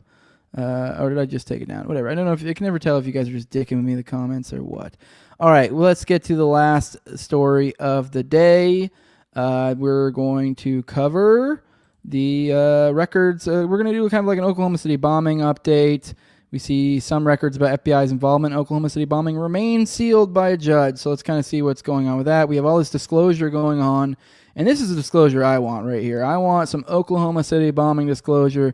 I really still think this is one of the ones that will bust the doors wide open. There are still a lot of people that do not want this information to come out, and for good reason. And really, I just think I know, like, oh, this is from 1995. Like, that's my lifetime. Like, this is, I mean, yeah, it's a little bit it's, I guess, a little bit before my recollection, but, like, not much. So, like, this shaped my world. So, like, looking for, truth or justice or anything in that, it's kind of like this is kind of correcting essentially my own reality. Like, the things that have shaped my reality, I'm kind of getting to the core of it. Like, this is, I mean, aside from, like, 9/11, there's probably no real event in my life, from if you look at it from, like, a butterfly effect type thing that really has done more than, like, to shape, like, I guess, my reality outside of me. I guess obviously there's personal things, but my geopolitical, or political or whatever reality, like I don't think between 9/11 and the Oklahoma City bombing, and and obviously the Oklahoma City bombing preceded 9/11, so that kind of set the stage for it. So, and I think it's like, because they're kind of close, I think it's kind of like if we can get enough people kind of focus on this, it's kind of the sleeper. That's it's right around its time where it should be information dropping and getting some damning stuff, and it's like kind of overshadowed by 9/11. So where it's almost like a blind spot, I think, of the powers that be to some extent. So, all right, Ken Silva, the homie from Headline News. The FBI disclosed a batch of records to Utah attorney Jesse Trentadue earlier this month as part of his ongoing Freedom of Information Act lawsuit for documents about undercover federal informants linked to the April 19, 1995 Oklahoma City bombing. However, at least 8 of the records Trentadue seeks remain sealed by a federal judge. The Bureau also withheld 30 documents for privacy reasons, even though the main subjects of Trentadue's requests, Oklahoma City bomber Timothy McVeigh and FBI informant Roger Edward Moore, are both dead. So they're withholding documents for privacy reasons. So they were supposed to give them, like, all this shit, like, then they're supposed to. So that's what we're going through right now. But there's still stuff they're holding, according to them, for legal reasons. Additionally, only 2 of the 355 pages the FBI provided to Trentadue this month have anything to do with his original FOIA request. So this is a games they play. I'm actually, funny enough, reading into a lot of the scandals in Bill Clinton stuff from a author named Pritchard. It's like A Secret Life of Bill Clinton or something like that. So we're going into all of his scandals. And that is, I mean, this has been especially during that time period, this is what they do. They do every little thing they can. The feds, when they're doing 302s, if you're a witness that they're concerned about could fuck up their cover-up, they'll misspell your name. Instead of, the proper spelling of Strassmeyer, it'll be Strasmeyer. Just that way, whenever someone goes to look it up later, you can't find it. I mean, even just in this book alone that I'm reading about the scandals, probably well over 5 times just in this book, just different situations like that. And that's just for misspellings. That's not even to other things like, we only provide you 2 of the 355 pages we provide only had to do with anything you asked for. So they do the shit where they just fuck with you, where it's like, I want, records on this specific thing. Okay. And then they'll give you one record that sort of relates to what you asked for and the bunch that don't. That way you're just wasting your fucking time. Like, this is what they do. They fucking dick with you. To date, the FBI has produced to plaintiff 2,626 pages of documents, of which just 17 pages were responsive to his FOIA requests. So he's gotten almost 3,000, and only 17 of them were relevant, which is like they're just wasting his time. The FBI has also withheld from plaintiff another 627 pages of purportedly responsive documents under vague claims of privilege. So they've withheld over 600 for some sort of privilege from something that happened in 1995, Trentadue said in his filing. The FBI has obviously done so in an effort to conceal from the American public the role that it played in the Oklahoma City bombing, which is the very kind of government wrongdoing that FOIA was intended to expose. The FBI has yet to respond to Trinity's latest filing. It's unclear which court sealed the records that are subject to Trinity's FOIA actions. According to Trinity, the fact that some records are sealed is an implicit admission of the FBI's involvement in the Oklahoma City bombing. Kennedy's Trinity, what the hell is going on with my tongue? Trinity's quest for justice. Trinity has been suing the U.S. government for OKC bomb-related records for nearly 30 years, ever since his brother was murdered in a federal penitentiary. The complex story of how the death of Trinity's brother relates to the Oklahoma City bombing can be read in Mother Jones. One of the key players Trinity seeks info about is a man named Roger Edwin Moore, not the Bond actor, who was an FBI informant as part of the Bureau's 1980s and early 90s era Operation Punch-Out. In the early 90s, Moore met McVeigh. The two would become business partners embarking on the National Gun Show circuit in 93. According to Terry Nichols, one of McVeigh's accomplices, not only did Moore provide them with the kinetic explosives used to detonate the bomb that destroyed the Murrah Federal Building, but Moore also told McVeigh that he knew McVeigh would put them to good use, Trinity said in his Wednesday court filing. Along with Moore, Trinity also continues to seek info on the ARA. In 2001, then Indiana State University criminologist Mark Ham published a book making the case that the ARA helped carry out the bombing. Ham's, in Bad Company, America's Terrorist Underground, detailed the movements of McVeigh and the ARA throughout 93 and 94. Read that book. It's a good book. Showing that the bomber was often in Arizona, Kansas, and Oklahoma at the same time as several other ARA members. McVeigh and ARA members were also both spotted by witnesses at Elohim City, a white nationalist compound in the Ozarks. Even more shocking, Trinity later uncovered evidence that the ARA may even have been an FBI front group. Trinity obtained an email from former FBI agent Don Jarrett, who investigated right-wing terrorism in the 90s, saying that the Aryan robbers were thoroughly infiltrated by FBI informants, which we've talked about that before. It is interesting how there's an individual named, I believe it's Scott, or no, is it McCarthy or Stediford? I always mix up the two. But I think it's McCarthy, actually. No, I almost said Stediford, but I think it's McCarthy who ended up getting released. They ended up, I believe he got put on, what did he get put? He got put on witness protection. He got a little bit of time, got put on witness protection when he got out.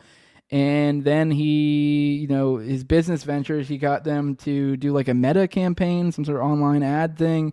And then also he was in a, Instagram commercial or something? So it is just weird that this guy, he seems to have been helped out in multiple ways, kind of look like a glowy, an informant of some sort. But point being is this is a group that likely played a pretty damn big part in the Oklahoma City bombing. And, there's so many glowies in the tale of this is what I'm talking about. Why, if this gets exposed, you have the ARA that has filled with glowies. You got Moore, and then you got Strassmeyer, which are all kind of at different junctions in his story or of the characters surrounding McVeigh. So it isn't even you can just say it's in one element. This guy's just surrounded by glowies, and it's I think once people come to the realization of that, start digging into this more, you're like, whoa, this really is one of those stories that you're like, dude, what the fuck? And you look at all the people who died, trying to do in this example, his brother, Yiki, the doctor, there are multiple other ones, Loudenslager, there are multiple people who died that it's under very dubious circumstances. So there's a lot of weirdness of the Oklahoma City bombing. Timothy McVeigh participated in some of these robberies and is reported to have used some money obtained from these crimes to help fund the bombing of the Murrah Federal Building in Oklahoma City on April 19, 1995. Members of the ARA also assisted McVeigh in carrying out the bombing of the Murrah Federal Building, he said in his complaint last Friday. The ARA was actually a front group created by the FBI in which the Bureau had embedded at least one informant. Meanwhile, Trinity still has another lawsuit against the FBI for records about the Oklahoma City bombing.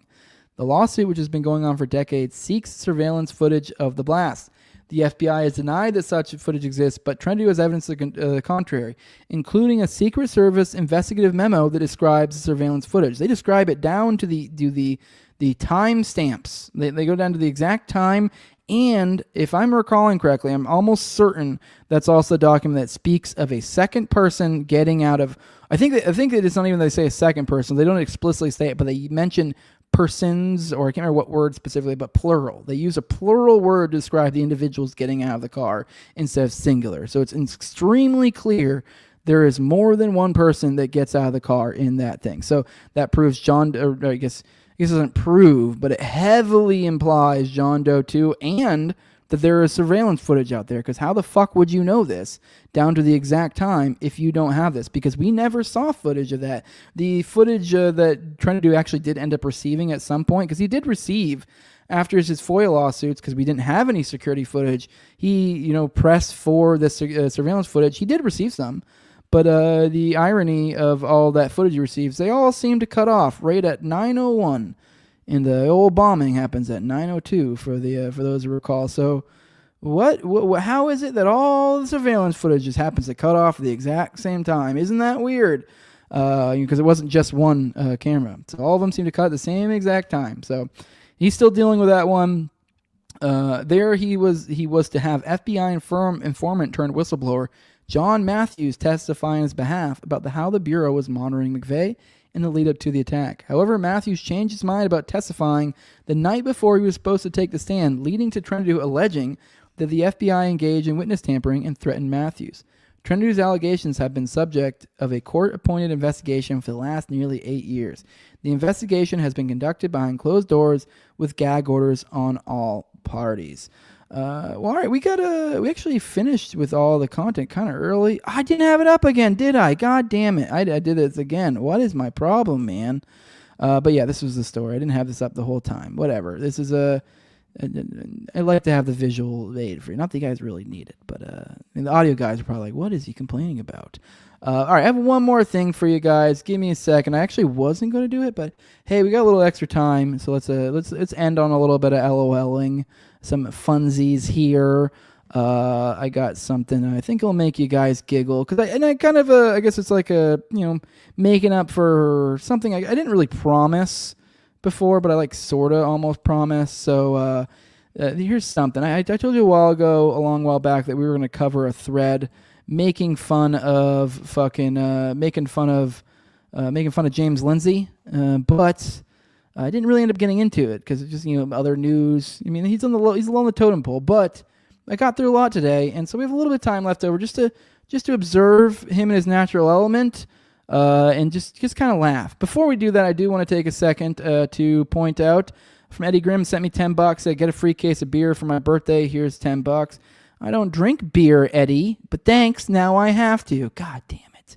No, I'm just kidding. Obviously, appreciate the support, buddy. Feel free. I mean, if you guys want to do that, I'm going to be ending. I did it again. Here you go. Here you go. I'm retarded. I fucked up again. Here we go. Here's the $10 super chat. Thank you. Also, keep in mind, just leave a like.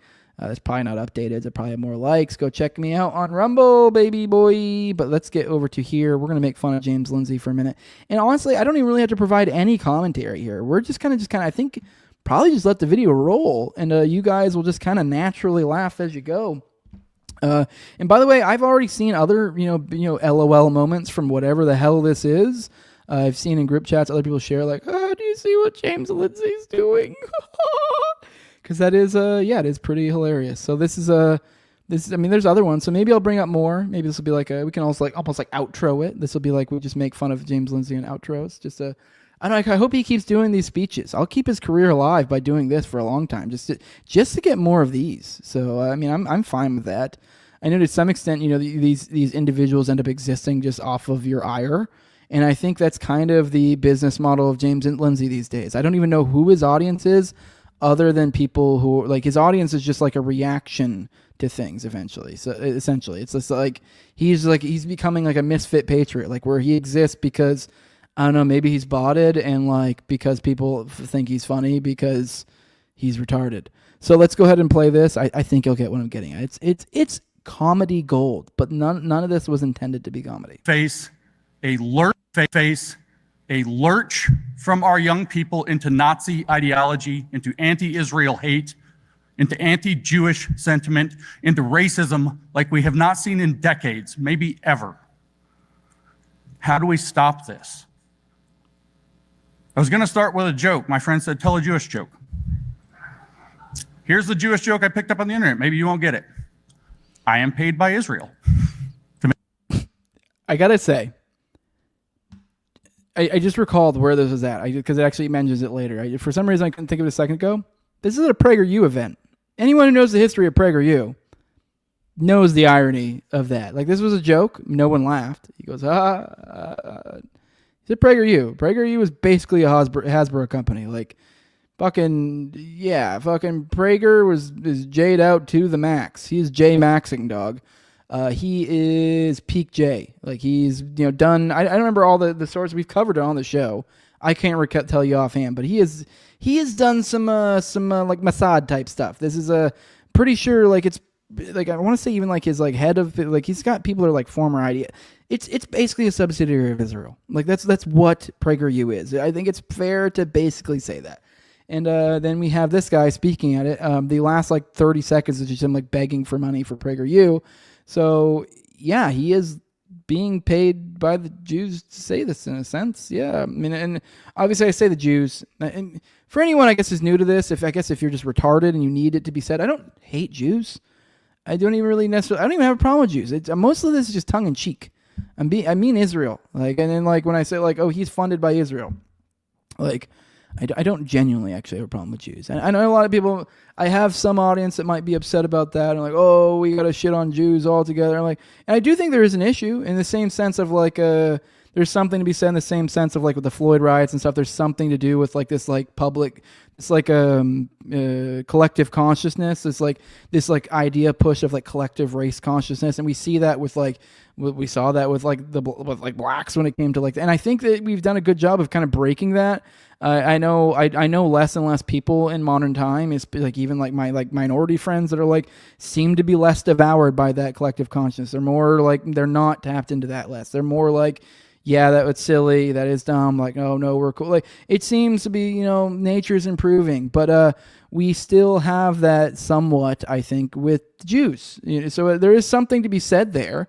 But obviously in the same sense of, like, as I just pointed out, it's like it's not inherent to Jews, it's not inherent to blacks that they immediately like, oh no, George Floyd riots happened and now their beacon's lit and they're like, well, all right, we will protest George. Like, no, they are individual beings. They're just caught up in kind of like a fervor. And I'm just hoping maybe we can break that mind virus here a little bit over time.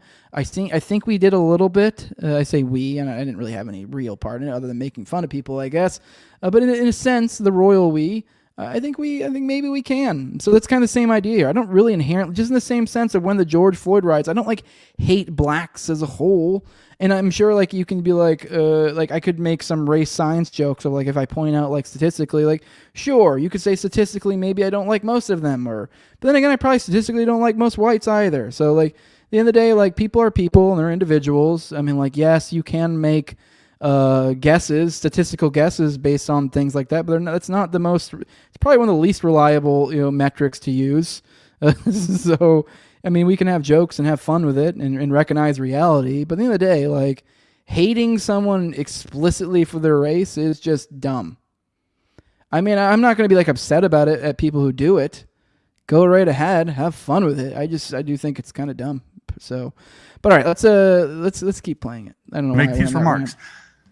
I make this joke now because what I want to say is that it's give money to Jews. Values that PragerU is teaching to our children are exactly the solution to this problem. Marissa did not put me up to shilling for your organizations, what the point of the joke was. They only paid me to speak. The values of our country, of our Bible, of our history. He's a fucking atheist. I mean, I am too, but like, you don't hear me go like, I don't know. It's just gay. History are exact. He's also the kind of atheist who was warning for years about like, I'm like, yes, I'm an atheist. I mean, for those who get upset about that, I'm actually more what you think of an agnostic. I'm just being more pedantic here in that like, technically I'm an agnostic atheist. Agnostic or agnostic is a question of knowledge. Theism or atheism is a question of belief. I'm very much in like the current stance with Hitchens and like I like being in a Christian nation. So like that's where I am. I just don't necessarily believe. But I'm not one who's like concerned about the rise of Christian nationalism or like, I mean, I guess like if it seemed like it was going to be an issue, I would be. I'm not. It doesn't seem like an issue right now. I'm not saying that like that in and of itself is like a bad thing, that like being concerned about it. But my point being is I'm not like this person who's like, oh no, I'm like crazy concerned about the influence of Christianity or something. I am sometimes like concerned about how people weaponize that occasionally. But generally speaking, I think it's, for the most part, it serves a good purpose. It's kind of, a book that generally, for the most part, is understood by the public to support good things and, and put down bad things. And so, like, if someone's supposed to have a moral code and they're, they don't have the time to really develop it on their own or really think, or they just want this inbuilt from birth one that they teach their kids, it's like, boom, here you go, easy peasy, bam, bang, bing, bang, boom, here's your moral code. Generally speaking, how it's understood by the public is good. So I'm all for that. So like that's where I'm at. But no, this is a guy that's been for a long time, and I think I've even said like you've seen some things in like New York Times where if you really press him on it, he is kind of pretty anti-Christian. I mean, he would probably argue with me about this because he does kind of seem to wrap himself in the cross. He tries to. It's just bizarre to see when you've seen some of his takes when it comes to religion and being like, oh no, this is going to be a theocracy. Like, and it is like you is seed in this like, oh, I'm concerned about liberty, but it's like, are you really? That's never the crux I get from it. That's not the feeling. And maybe I'm wrong. Maybe I should give him the benefit of the doubt. Maybe it is. He's just super concerned about liberty. But it's kind of hard to think that when it's like, I don't know, scores of brown people are dying overseas and he's just super concerned about really supporting Israel and really shitting on anyone who doesn't. So it's just bizarre. Let's keep watching. Exactly what stands between us and the abyss. And we're going to be tested. And we've already lost the chance to insulate ourselves against the first wave of that test. So I implore you to support this organization. I implore you to start having brave, honest conversations. I know people are afraid. It's just such a gay thing for an adult male to say, but let's go on. And you're wrong to be afraid. It's reasonable to be afraid, and you're wrong. It is time to make a stand. It is time to stand up for the Constitution. It's not my time. It's time to stand up for the truth. It's time to stand up for truth and goodness, biblical values, and everything that's made him. I'm just glad this guy has become nothing but a punching bag, and people have learned to see through his shit. I am just glad that like these, especially these types that have come from academia, it kind of reminds me, like, obviously, once again, we were talking about Seraphin earlier, and I don't like using Seraphin as an example, I guess, exactly, but just because, like, he's kind of, just the idea that, like, comes from this academia, and it's like, I guess, I saw a parallel there, and that, like, now he's coming out, and it's like, I think people are kind of seeing through, like, no, academia is kind of gay, like, and it's like, oh, no, you were, like, the cool academic, and you're like, no, well, maybe we just don't like academics, and they're just generally kind of fact. I mean, sure, there's some that are cool every now and then. We got Shane Cashman was prior academic. I like him. But generally speaking, like, you guys are just fucking awful. I think it just does something to you. I mean, we see Jordan Peterson from academia. Think about the people who come from academia and tried to make this bridge into this new landscape. And I just think a lot of them are floundering. I think a lot of people are starting to see through their bullshit, and I think that's a good thing. But all right, let's take some time. Let's roll through the chat, and then we'll get out of here, guys. I want to see what you guys have to say before we bounce, though. So, talking about Corey Hughes. By the way, I do have Corey Hughes saved in the. I know I keep always getting requests from you guys, so to have him on. So I know I do have him. Now I like to do my due diligence before I have a guest on, check out their work, something like that. So. I do have him saved to my watch later. I have like a Jackman Brothers episode or something. So I don't know. I will vet him, see what I think of him at some point, maybe. Somebody said he sent me a Facebook DM of the new coins the Oklahoma Highway Patrol released for the anniversary of bombing. I'm not sure if you collect those things or not. Nah, I'm not those are like the coins. I'm assuming kind of like playing off like the collector's coins from the military. I'm never a big coin guy. I guess that would be one I'd like to have. That'd be cool. I'm probably not going to buy it, but it is cool, I guess, that they're doing it. It's a little gross that it's a highway patrol. Well, actually, never mind. The Oklahoma Highway Patrol, I don't think really have much. I don't really think I can give them any shit. I don't recall them ever coming up. I mean, so I don't know. Yeah, I mean, that'd be cool, I guess. I'm scrolling through the chat. Let's see a bunch of you guys talking about all the different people. Something about astral flight, Lee Harvey Oswald. What the fuck? I don't know if we're going to do that day. I'm going to go ahead and save that. Maybe let me scroll through it real quick. This is from Corey Hughes. So, this is someone. Okay, no, that's a podcast. Okay, we're not going to watch a whole podcast on here. So it is someone sharing the podcast in there. Okay, all right, cool. Let's keep scrolling through the chat, see if there's anything else. James Lindsay, thin-intellectual. Dog, that's a thick-intellectual, dog. I don't know what you're talking about. Someone says, I don't hate Jews. I just don't think they're real. Love the J, hate the Z, says Black Eye for sure. I love Jews, I promise. See, I told you, we're paid by Big J here, dude. Rothschild funded Israel, says Daddy Facts, for sure. Gay collectivist bullshit, 100%. Yeah, both ways. I mean, I know I probably shouldn't be like, oh, Jew this, Jew that, but I don't know. My other thing is a offensive comedy podcast, which I'm doing tonight, 9:11 p.m. Eastern. If you guys like offensive comedy on Tower Gang, so that's just kind of my sensibilities. I was a mechanic my whole life. I've done nothing but work like blue collar jobs, manual labor my entire life. So like that's just how I am. I'm sorry. I'm not going to be, I'm never going to be the politically correct guy. I'm going to be, so you're going to have to read between the lines. You give me a little bit of good faith or don't. If anything, that's also kind of why I like being this way, because I think it allows you to see when I speak in such manners, when I joke around and flippantly be like, Jew this, Jew that. And like, obviously, you guys know me, you know what I mean. If you're not willing to give someone a good faith and you immediately assume the worst of what I'm meaning, then it's like, okay, I kind of know what to think of you now. I know how you behave. You don't give me a good faith. Like you're not starting from an honest thing. Oh, cool, I can write you off. I can move on with my life. That's all I need to know. And so that's why it's kind of fun being this way. So, someone says I'm not Zionist. Austin isn't tri-Zionist. Yeah, dude, we got to get this. We got to make it somehow, dude. And if we don't appeal to the Jays, we're dead in the water, dude. What else are we going to do? I mean, you guys aren't, come on, you fucking pay up, dude. Patreon.com says no way Jose 2020. I guess that kind of is a good little turn into into ending this. With that, guys, we're going to go ahead and get out of here. Keep an eye out. Tomorrow I'm doing another false memory syndrome. I don't know. It depends if Jacob knocks out another thread by then. If not, I might just be doing an OKC episode on his channel. We'll see if it's good, what it is. But either way, I'm going to be with Jacob tomorrow. So keep an eye out for patrons. Also, I'm going to be this, I think Sunday. I think we'll keep an eye out. I mean, more details. Should be a very big episode. So keep an eye out. Big stuff happening. I am, this fucking Schizo Bros killing, already dead to the moon. I'm gonna have to start a fucking crypto coin so I can pull the rug out for you guys later. But dude, we're killing it. I think things going big places. I'm looking forward to it, and I'm glad you guys are joining me. Really cool accumulating an audience like you guys. You guys are fun. It is fun having a bunch of like-minded people around here. But with that, if you guys want to support what I'm doing on the show, what me and Austin both are doing, like, share, subscribe, comment. I mean, do that for both our, make sure you're following both of our channels. I mean, we put it out. We all have our own separate platforms. He has the underclass stuff. All my stuff is No Way Jose.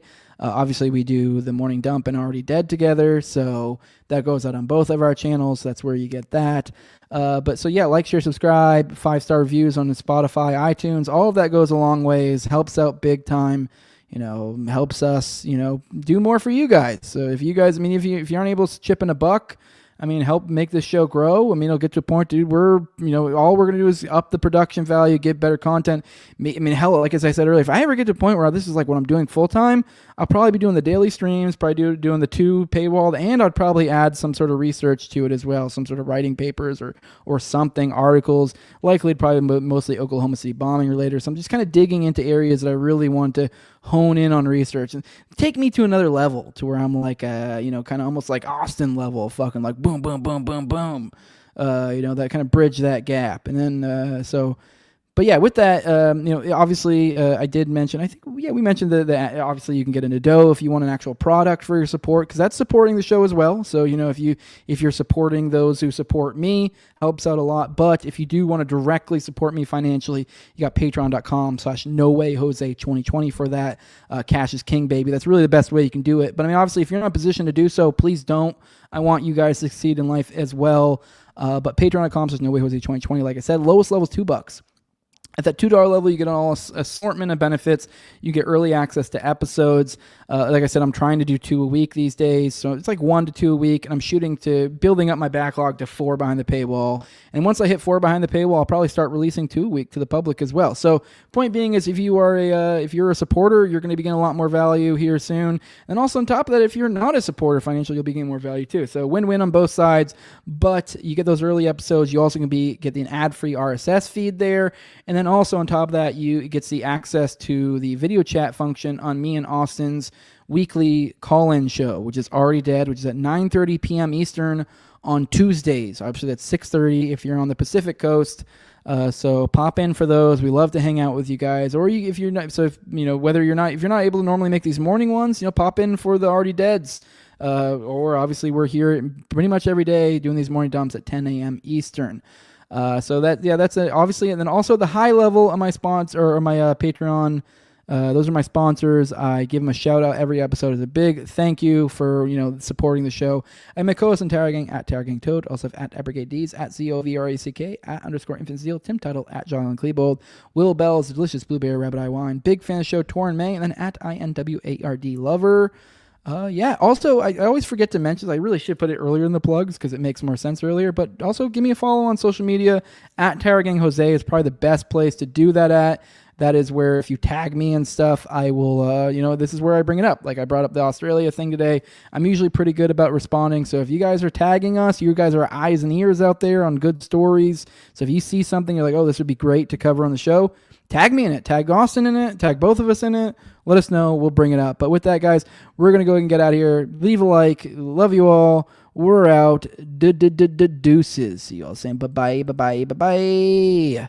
We're out of here. Deuces.